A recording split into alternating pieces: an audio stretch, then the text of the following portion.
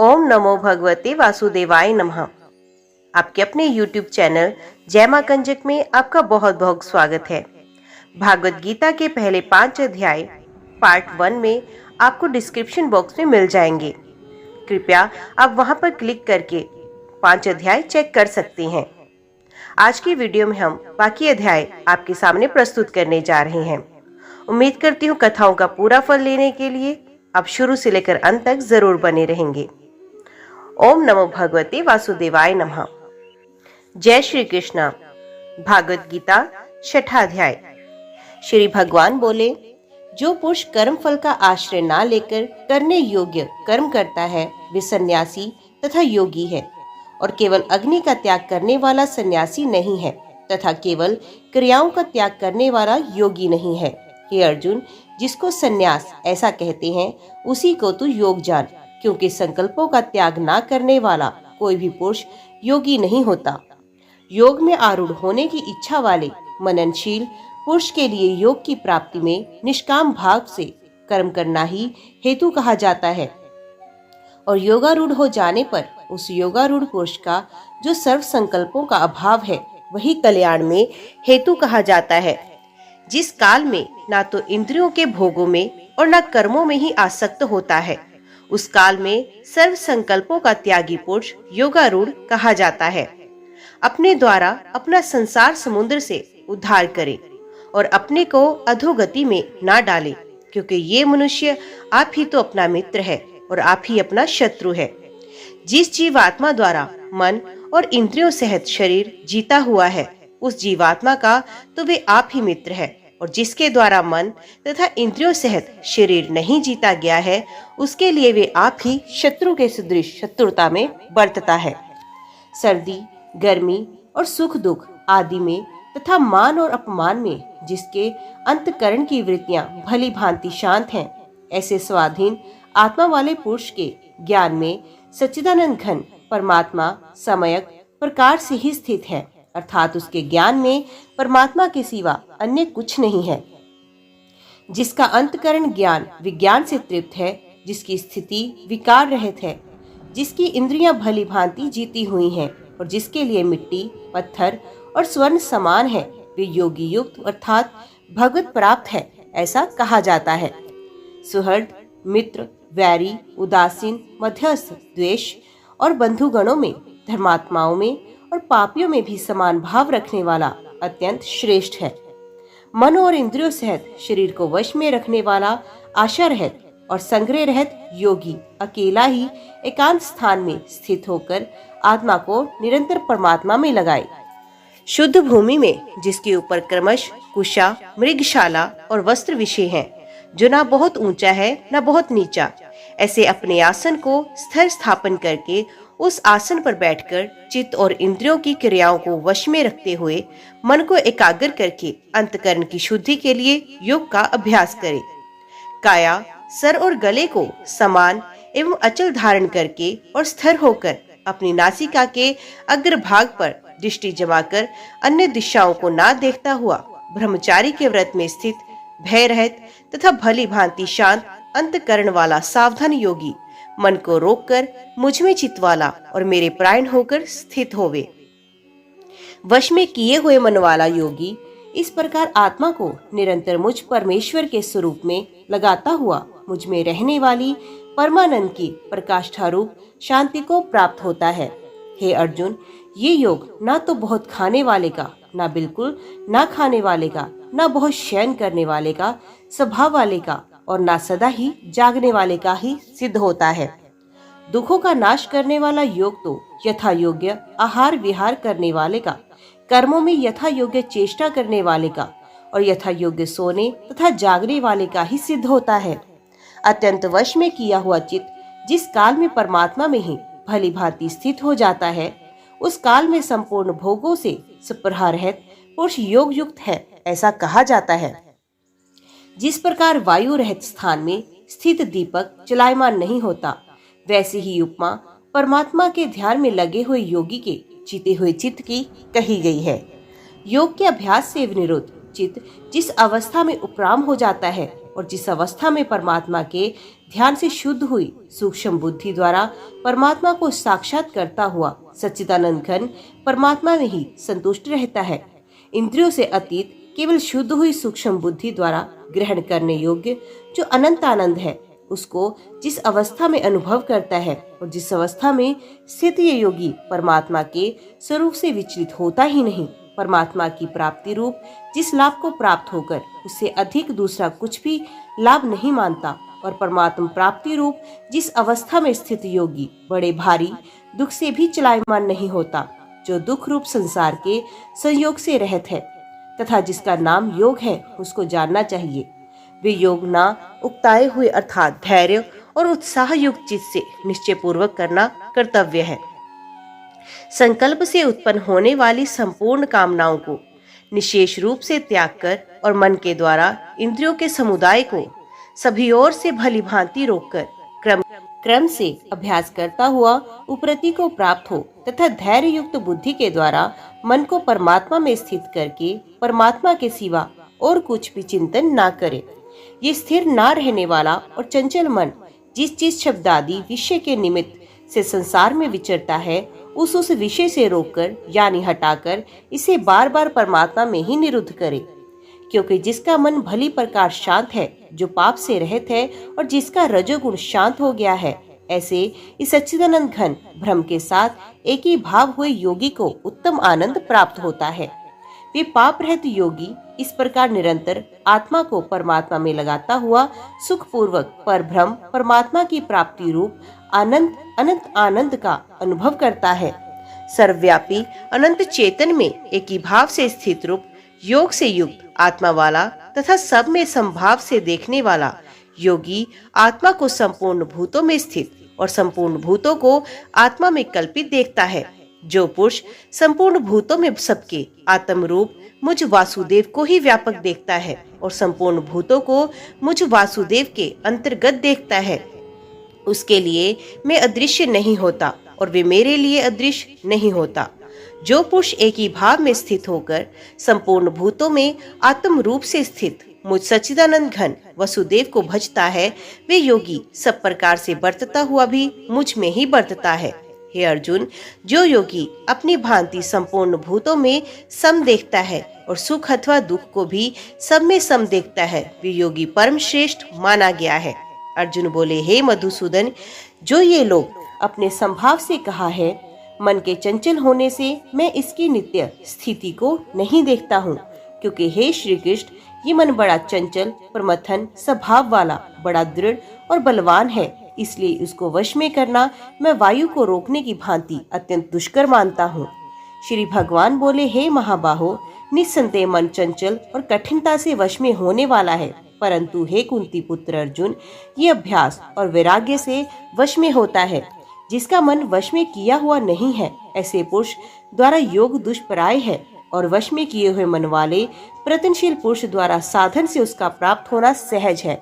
ये मेरा मत है। अर्जुन बोले, हे श्री कृष्ण, जो योग में श्रद्धा रखने वाला है किंतु संयमी नहीं, इस कारण जिसका मन अनंत काल में योग से विचलित हो गया है, ऐसा साधक योग की सिद्धि को अर्थात भगवत साक्षात्कार को ना प्राप्त होकर किस गति को प्राप्त होता है। हे महाबाहो, क्या वे भगवत प्राप्ति के मार्ग में मोहित और आश्चर्य रहित और छिन्न भिन्न बादल की भांति दोनों ओर से भ्रष्ट होकर नष्ट तो नहीं हो जाता। हे श्री कृष्ण, मेरे इस संशय को संपूर्ण रूप से छेदन करने के लिए आप ही योग्य हैं, क्योंकि आपके सिवा दूसरे संशय का छेदन करने वाला मिलना संभव नहीं है। श्रीमान भगवान बोले, हे पार्थ, उस पुरुष का ना तो इस लोक में नाश होता है न परलोक में ही, क्योंकि हे प्यारे, आत्मोद्धार के लिए अर्थात भगवत प्राप्ति के लिए कर्म करने वाला कोई भी मनुष्य दुर्गति को प्राप्त नहीं होता।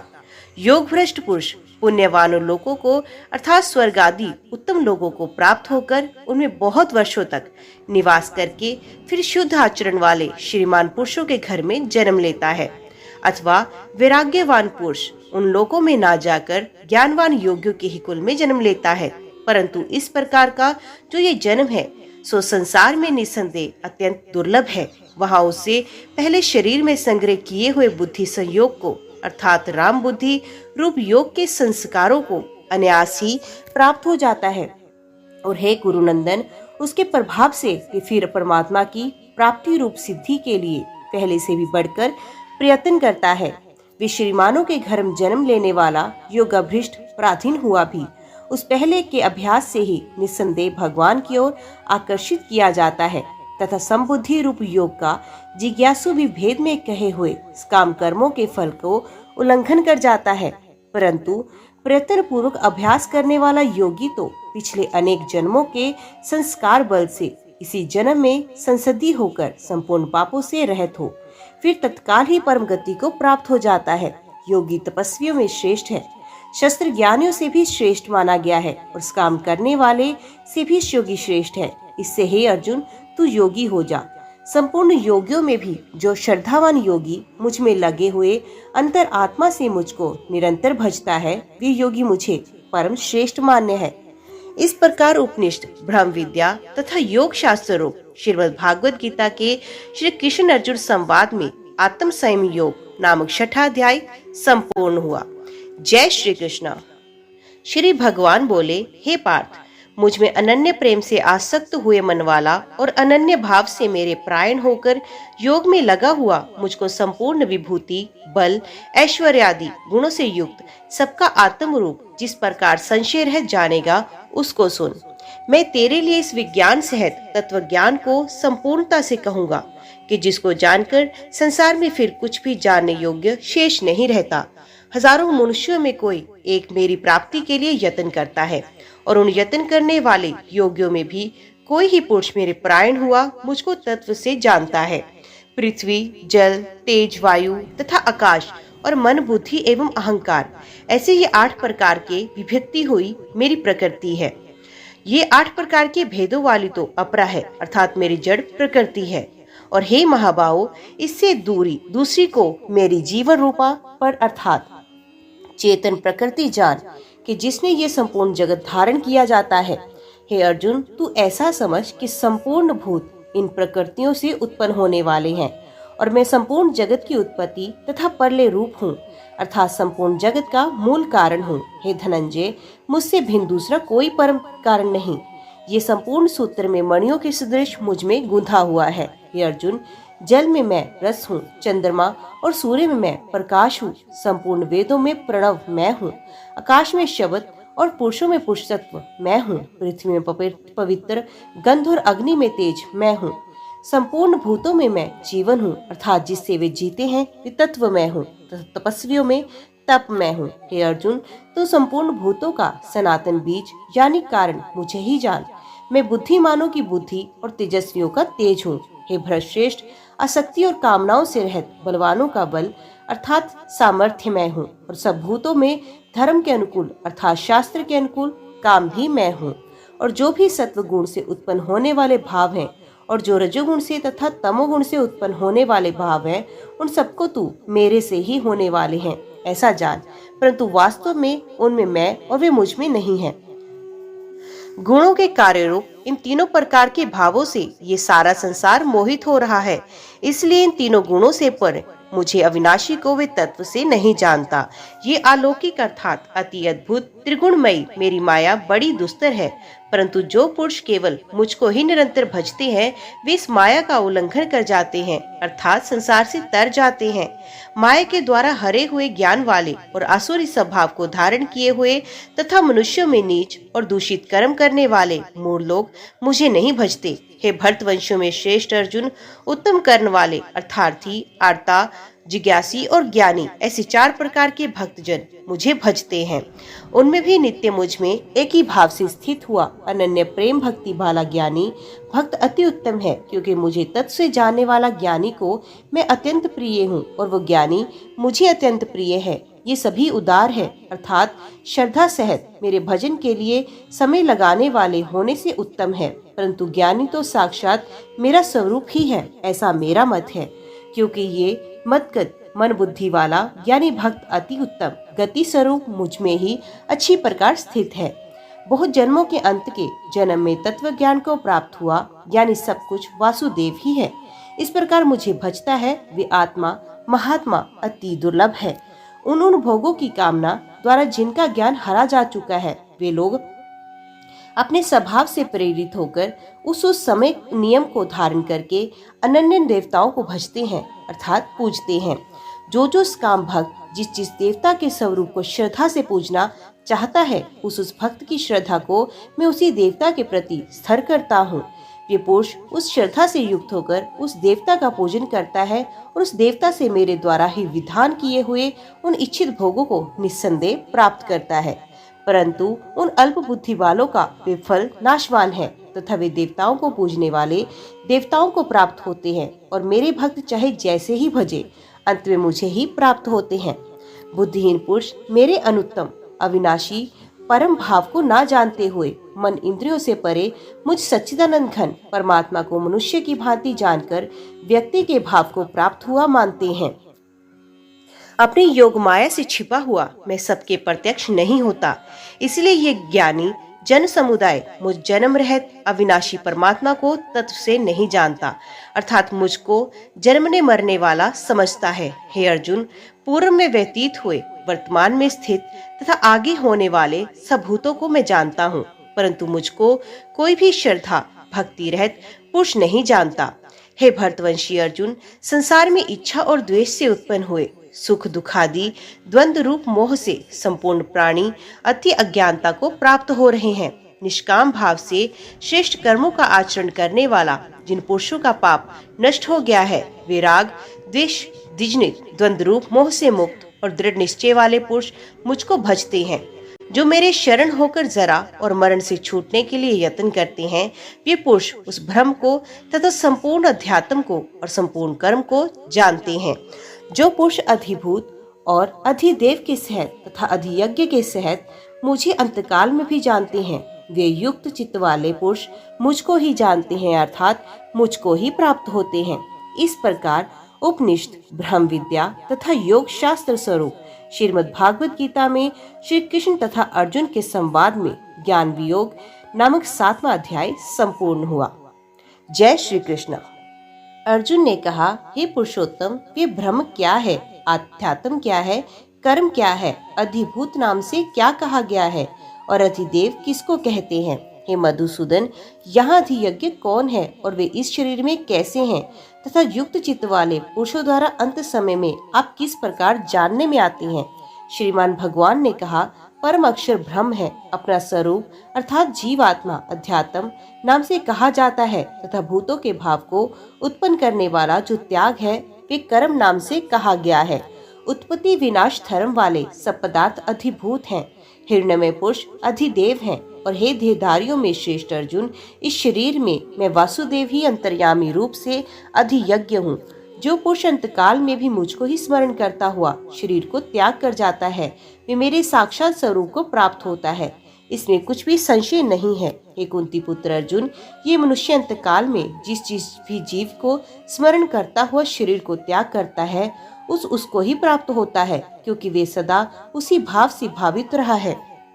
इसलिए हे अर्जुन, तू सब समय में निरंतर मेरा स्मरण कर और युद्ध भी कर। इस प्रकार मुझ में अर्पण किए हुए मन बुद्धि से युक्त होकर तू निस्संदेह मुझको ही प्राप्त होगा। हे पार्थ, ये नियम है कि परमेश्वर के ध्यान के अभ्यास रूप योग से युक्त दूसरी ओर ना जाने वाले चित्त से निरंतर चिंतन करता हुआ मनुष्य परम प्रकाश रूप दिव्य पुरुष को अर्थात परमेश्वर को ही प्राप्त होता है। जो पुरुष सर्वज्ञ अनादि सबके नियंता सूक्ष्म से भी अति सूक्ष्म सबके धारण पोषण करने वाला अचिंत्य स्वरूप सूर्य के सदृश निश्चित चेतन प्रकाश रूप और अविद्या से अति परे शुद्ध सच्चिदानंद घन परमेश्वर का स्मरण करता है, वे भक्ति युक्त पुरुष अंतकाल में भी योग बल से भृकुटी के मध्य में प्राण को अच्छी प्रकार स्थापित करके फिर निश्चल मन से स्मरण करता हुआ उस दिव्य रूप परम पुरुष परमात्मा को ही प्राप्त होता है।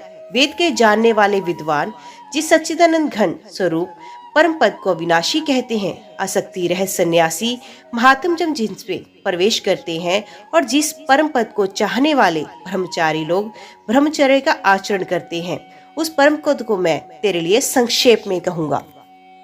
सब इंद्रियों के द्वारों को रोककर तथा मन को हृदय देश में स्थिर करके फिर उस जीते हुए मन के द्वारा प्राण को मस्तक में स्थापित करके परमात्मा संबंधी योग धारणा में स्थित होकर जो पुरुष ओंकार इस एक अक्षर रूप ब्रह्म को उच्चारण करता हुआ और उसके अर्थ स्वरूप मुझ निर्गुण ब्रह्म का चिंतन करता हुआ शरीर को त्याग कर जाता है, वे पुरुष परम गति को प्राप्त होता है। हे अर्जुन, जो पुरुष मुझ में अन्यचित होकर सदा ही निरंतर मुझ पुरुषोत्तम को स्मरण करता है, उस नित्य निरंतर मुझ में युक्त हुए योगी के लिए मैं सुलभ हूँ, अर्थात मैं उसे सहज ही प्राप्त हो जाता हूँ। परम सिद्धि को प्राप्त महात्म जन मुझको प्राप्त होकर दुखों के घर तथा क्षणभंगुर पुनर्जन्म को नहीं प्राप्त होते। हे अर्जुन, ब्रह्म लोग सब लोग पुनरावर्ती हैं, परंतु हे कुंती पुत्र, मुझको प्राप्त होकर पुनर्जन्म नहीं होता, क्योंकि मैं कालातीत हूँ और ये सब इंद्रादि ब्रह्मादि के लोग तो काल के द्वारा सीमित होने से अनित्य हैं। ब्रह्मा का जो एक दिन है उसको 1000 चतुर्युगी तक की अवधि वाला और रात्रि को भी 1000 चतुर्युगी तक की अवधि वाला जो पुरुष तत्व जानते हैं, वे योगी जन काल के तत्व को जानने वाले हैं। संपूर्ण चराचर भूतगण ब्रह्मा के दिन के प्रवेश काल में अव्यक्त से अर्थात ब्रह्मा के सूक्ष्म शरीर से उत्पन्न होते हैं और ब्रह्मा की रात्रि के प्रवेश काल में उस अव्यक्त नामक ब्रह्मा के सूक्ष्म शरीर में लीन हो जाते हैं। हे पार्थ, वही ये भूत समुदाय उत्पन्न होकर प्रकृति के वश में हुआ रात्रि के प्रवेश काल में लीन होता है और दिन के प्रवेश काल में फिर उत्पन्न होता है।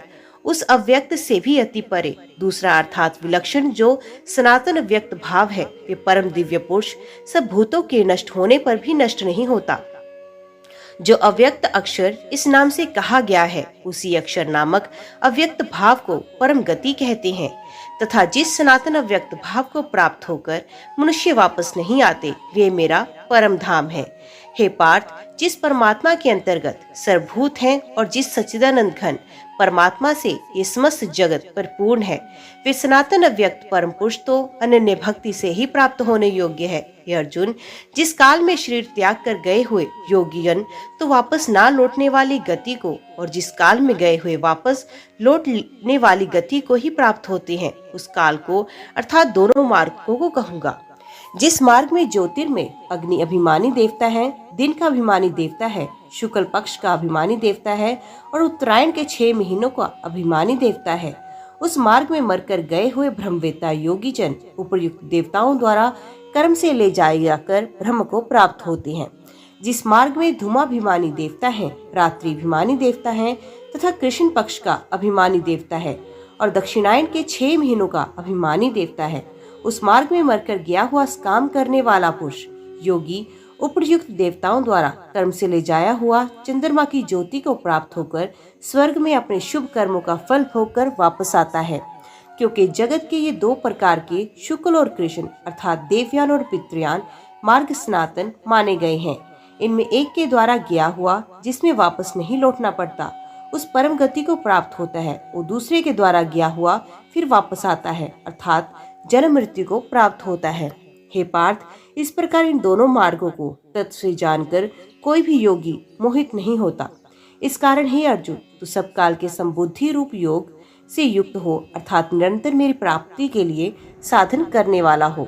योगी पुरुष उस रहस्य को तत्व से जानकर वेदों के पढ़ने में तथा यज्ञ तप और दान आदि के करने में जो पुण्य फल कहा है, उन सबको निस्संदेह उल्लंघन कर जाता है और सनातन परम पद को प्राप्त होता है। इस प्रकार उपनिषद ब्रह्म विद्या तथा योग शास्त्र रूप श्रीमद् भागवत गीता के श्री कृष्ण अर्जुन संवाद में अक्षर ब्रह्म योग नामक 8वां अध्याय संपूर्ण हुआ। जय श्री कृष्ण। श्री भगवान बोले, तुझे दोष दृष्टि रहित भक्त के लिए इस परम गोपनीय विज्ञान सहित ज्ञान को पूर्ण भली भांति कहूँगा, जिसको जानकर तू दुख रूप संसार से मुक्त हो जाएगा। ये विज्ञान सहित ज्ञान सब विद्याओं का राजा, सब रहस्यों का राजा, अति पवित्र, अति उत्तम, प्रत्यक्ष फल वाला, धर्मयुक्त साधन करने में बड़ा सुगम और अविनाशी है। हे प्रतम, इस उपयुक्त धर्म में श्रद्धा रहित पुरुष मुझको ना प्राप्त होकर मृत्यु रूप संसार चक्र में भ्रमण करते रहते हैं। मुझे निराकार परमात्मा से ये सब जगत जल से बर्फ से सदृश परिपूर्ण है और सब भूत मेरे अंतर्गत संकल्प के आधार स्थित हैं, किंतु वास्तव में मैं उनमें स्थित नहीं हूँ। वे सब भूत मुझ में स्थित नहीं हैं, किंतु मेरी ईश्वरी योग शक्ति को देख के भूतों को धारण पोषण करने वाला और भूतों को उत्पन्न करने वाला भी मेरा आत्मा वास्तव में भूतों में स्थित नहीं है।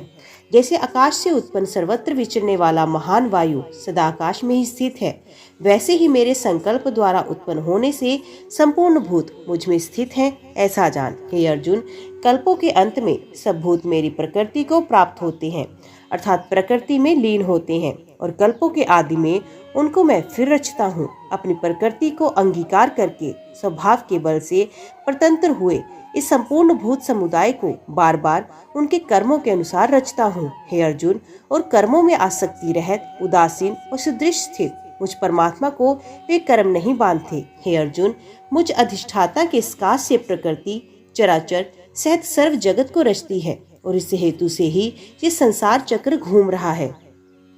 मेरे परम भाव को ना जानने वाले मूढ़ लोग मनुष्य का शरीर धारण करने वाले मुझ संपूर्ण भूतों के महान ईश्वर को तुच्छ समझते हैं, अर्थात अपनी योग माया से संसार के उद्धार के लिए मनुष्य रूप में विचरते हुए मुझ परमेश्वर को साधारण मनुष्य मानते हैं। वे व्यर्थ आशा, व्यर्थ कर्म, व्यर्थ ज्ञान वाले विक्षिप्त अज्ञानी जन राक्षसी, आसुरी और मोहिनी प्रकृति को ही धारण किए रहते हैं।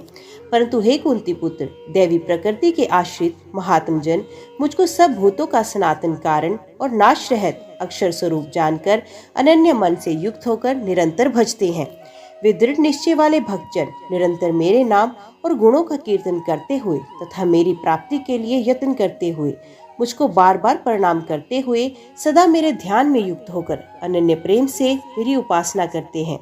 दूसरे ज्ञान योगी मुझ निर्गुण निराकार ब्रह्म का ज्ञान यज्ञ के द्वारा अभिन्न भाव से पूजन करते हुए भी मेरी उपासना करते हैं, और दूसरे मनुष्य बहुत प्रकार से स्थित मुझ विराट स्वरूप परमेश्वर की पृथक भाव से उपासना करते हैं। क्रतु मैं हूँ, यज्ञ मैं हूँ, स्वधा मैं हूँ, औषधि भी मैं हूँ, मंत्र मैं हूँ, घृत मैं हूँ, अग्नि मैं हूँ, और हवन रूप क्रिया भी मैं ही हूँ। इस संपूर्ण जगत का धाता अर्थात धारण करने वाला, कर्मों के फल को देने वाला पिता माता पितामह जानने योग्य पवित्र ओंकार तथा ऋग्वेद सामवेद यजुर्वेद भी मैं ही हूँ। प्राप्त होने योग्य परम धाम, भरण पोषण करने वाला, सबका स्वामी, शुभाशुभ का देखने वाला, सबका वास स्थान, शरण लेने योग्य, प्रत्युपकार न चाहकर हित करने वाला, सबकी उत्पत्ति, परले का हेतु, स्थिति का आधार, निधान और अविनाशी कारण भी मैं ही हूँ। मैं ही सूर्य रूप से तपता हूँ, वर्षा का आकर्षण करता हूँ और उसे बरसाता हूँ। हे अर्जुन, मैं ही अमृत और मृत्यु हूँ, और सत्य असत्य भी मैं ही हूँ। तीनों वेदों में विधान किए हुए काम कर्मों को करने वाले, सोमरस को पीने वाले पाप रहित पुरुष मुझको यज्ञों के द्वारा पूजकर स्वर्ग की प्राप्ति चाहते हैं। वे पुरुष अपने पुण्यों के फल रूप स्वर्ग लोक को प्राप्त होकर स्वर्ग में दिव्य देवताओं के भोगों को भोगते हैं। वे उस विशाल स्वर्ग लोक को भोगकर पुण्य क्षीण होने पर मृत्यु लोक को प्राप्त होते हैं। इस प्रकार स्वर्ग के साधन रूप तीनों वेदों में कहे हुए इस काम कर्म का आश्रय लेने वाले और भोगों की कामना वाले पुरुष बार बार आवागमन को प्राप्त होते हैं, अर्थात पुण्य के प्रभाव से स्वर्ग में जाते हैं और पुण्य क्षीण होने पर मृत्यु लोक में आते हैं। जो अनन्य प्रेम भक्तजन मुझ परमेश्वर को निरंतर चिंतन करते हुए निष्काम भाव से भजते हैं और नित्य निरंतर मेरा चिंतन करने वाला पुरुषों को योग क्षेम मैं स्वयं प्राप्त कर देता हूँ। हे अर्जुन, यद्यपि श्रद्धा से युक्त जो काम भक्त दूसरे देवताओं को पूजते हैं वे भी मुझको ही पूजते हैं, किंतु उनका पूजन अवधि पूर्वक अर्थात अज्ञान पूर्वक है, क्योंकि संपूर्ण यज्ञों का भोक्ता और स्वामी मैं ही हूँ, परंतु वे मुझ परमेश्वर को तत्व से नहीं जानते, इसी से गिरते हैं अर्थात पुनर्जन्म को प्राप्त होते हैं। देवताओं को पूजने वाले देवताओं को प्राप्त होते हैं, पितरों को पूजने वाले पितरों को प्राप्त होते हैं, भूतों को पूजने वाले भूतों को प्राप्त होते हैं, और मेरा पूजन करने वाले भक्त मुझको प्राप्त होते हैं। इसलिए भक्तों का पुनर्जन्म नहीं होता। जो कोई भक्त मेरे लिए प्रेम से पत्र पुष्प फल जल आदि अर्पण करता है, उस शुद्ध बुद्धि निष्काम प्रेमी भक्त का प्रेम पूर्वक अर्पण किया हुआ वे पत्र पुष्प आदि मैं सगुण रूप से प्रकट होकर प्रीति सहित खाता हूँ। हे अर्जुन, तू जो कर्म करता है, जो खाता है, जो हवन करता है, जो दान देता है और जो तप करता है, वे सब मुझे अर्पण कर। इस प्रकार जिसमें समस्त कर्म मुझ भगवान के अर्पण होते हैं, ऐसे संन्यास योग से युक्त चित्त वाला तो शुभाशुभ फल रूप कर्म बंधन से मुक्त हो जाएगा और उनसे मुक्त होकर मुझको ही प्राप्त होगा। मैं सब भूतों में संभाव में व्यापक हूँ। ना कोई मेरा अप्रिय है ना प्रिय है, परंतु जो भक्त मुझको प्रेम से भजते हैं वे मुझ में है और मैं भी उनमें प्रत्यक्ष प्रकट हूँ।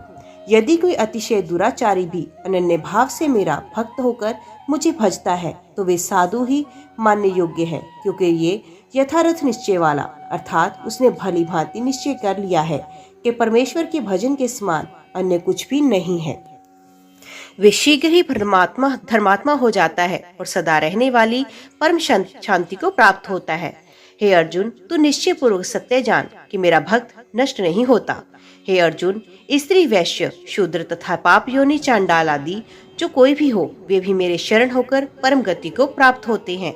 फिर इसमें तो कहना ही क्या, जो पुण्यशील ब्राह्मण तथा राज ऋषि भगवान मेरी शरण होकर परम गति को प्राप्त होते हैं, इसलिए तू सुख रहत और क्षण भंगुर इस मनुष्य शरीर को प्राप्त होकर निरंतर मेरा ही भजन कर। मुझ में मन वाला हो, मेरा भक्त बन, मेरा पूजन करने वाला हो, मुझको प्रणाम कर। इस प्रकार आत्मा को मुझ में नियुक्त करके मेरे परायण होकर तू मुझको ही प्राप्त होगा। इस प्रकार उपनिषद, ब्रह्म विद्या तथा योग शास्त्र रूप श्रीमद् भागवत गीता के श्री कृष्ण अर्जुन संवाद में राज विद्या राजगृह योग नामक 9वां अध्याय संपूर्ण हुआ। जय श्री कृष्ण। श्री भगवान बोले, हे महाभावो, फिर भी मेरे परम रहस्य और प्रभाव युक्त वचन को सुन, जिसे मैं तुझ अतिशय प्रेम रखने वाले के लिए हित की इच्छा से कहूँगा।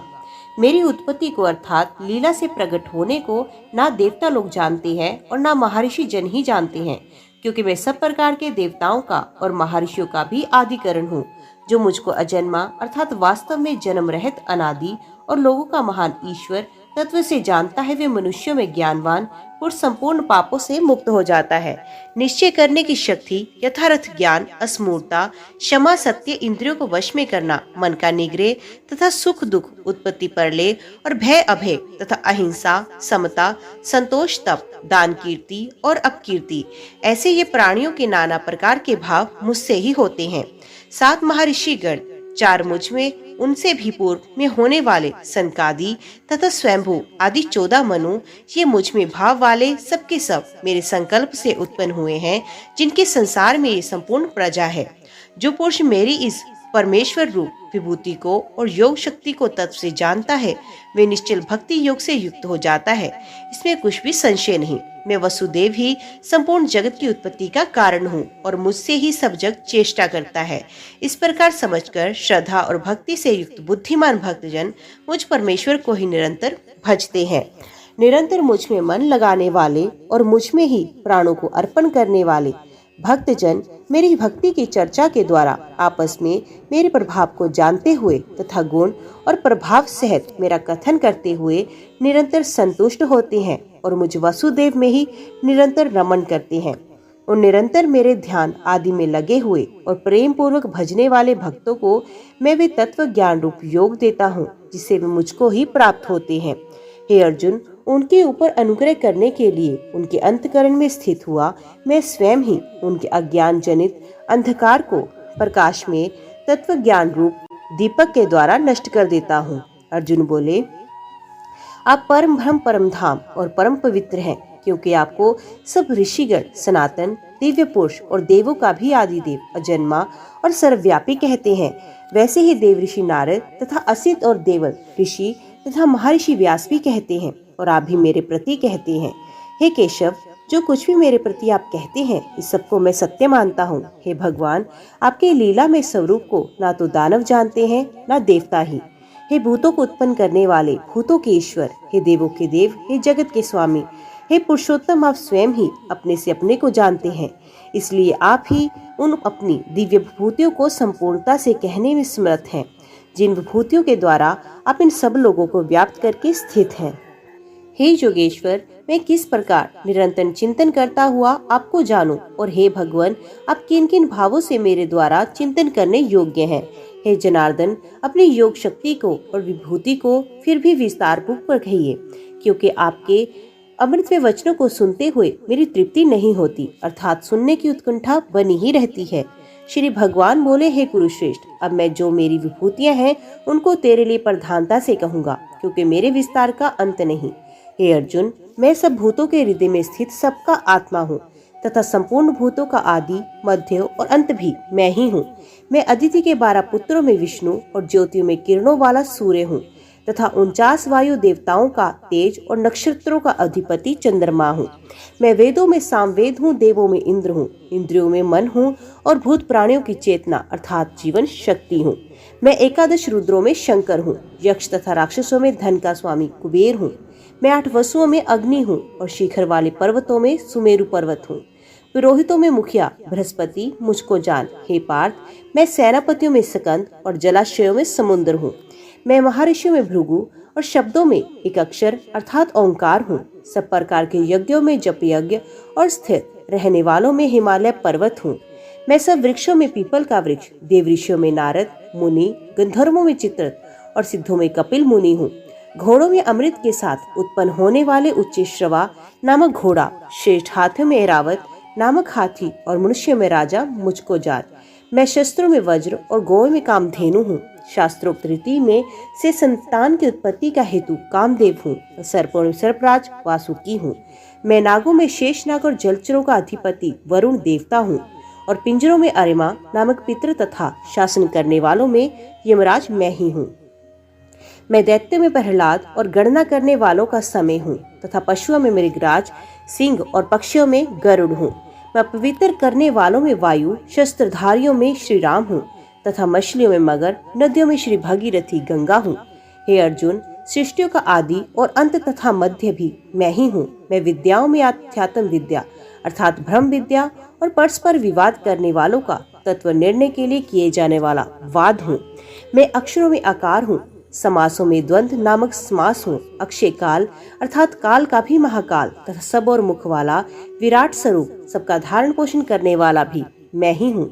मैं सबका नाश करने वाला, मृत्यु और उत्पन्न होने वालों की उत्पत्ति हेतु हूँ तथा स्त्रियों में कीर्ति, श्री, वाक, स्मृति, मेधा, धृति और क्षमा हूँ तथा गायन करने योग्य श्रुतियों में मैं ब्रह्म तमास और शब्दों में गायत्री छंद हूँ तथा महीनों में मार्गशीर्ष और ऋतुओं में वसंत हूँ। मैं छल करने वालों में जुआ, प्रभावशाली पुरुषों का प्रभाव हूँ। मैं जीतने वालों का विजय हूँ, निश्चय करने वालों का निश्चय और सात्विक पुरुषों का सात्विक भाव हूँ। विष्णुवंशियों में वसुदेव अर्थात मैं स्वयं तेरा सखा, पांडवों में धनंजय अर्थात तू, मुनियों में वेदव्यास और कवियों में शुक्राचार्य कवि भी मैं ही हूँ। मैं दमन करने वालों का दंड अर्थात दमन करने की शक्ति हूँ। जीतने की इच्छा वाले की नीति हूँ। गुप्त रखने योग्य भावों का रक्षक मौन हूँ और ज्ञानवानों का तत्व ज्ञान मैं ही हूँ। और हे अर्जुन, जो सब भूतों की उत्पत्ति का कारण है वे भी मैं ही हूँ, क्योंकि ऐसा चर और अचर कोई भी भूत नहीं है जो मुझसे रहित हो। हे परतम, मेरी दिव्य विभूतियों का अंत नहीं है। मैंने अपनी विभूतियों का ये विस्तार तो तेरे लिए अगदेश से अर्थात संक्षेप से कहा है। जो भी विभूति युक्त अर्थात ऐश्वर्य युक्त, कांति युक्त और शक्ति युक्त वस्तु है, उसको तो मेरे तेज के अंश की ही अभिव्यक्ति जान। अथवा हे अर्जुन, इस बहुत जानने से तेरा क्या प्रयोजन है? मैं संपूर्ण जगत को अपनी योग शक्ति के एक अंश मात्र से धारण करके स्थित हूँ। इस प्रकार उपनिषद, ब्रह्म विद्या तथा योग शास्त्र रूप श्रीमद् भागवत गीता के श्री कृष्ण अर्जुन संवाद में विभूति योग नामक 10वां अध्याय संपूर्ण हुआ। जय श्री कृष्ण। आज की वीडियो में इतना ही। उम्मीद करती हूँ वीडियो आपको पसंद आई होगी। वीडियो पसंद आई हो तो वीडियो को लाइक और चैनल को सब्सक्राइब जरूर कीजिएगा। बाकी के अध्याय आपको पार्ट 3 में मिलेंगे। उसके लिए चैनल को सब्सक्राइब करके कमेंट बॉक्स में अपने सुझाव देना ना भूलिएगा। तो मिलते हैं अगले अध्याय के साथ, अगले पार्ट के साथ। तब तक के लिए देखते व सुनते रहिए। जय मां गंजन, जय माता दी।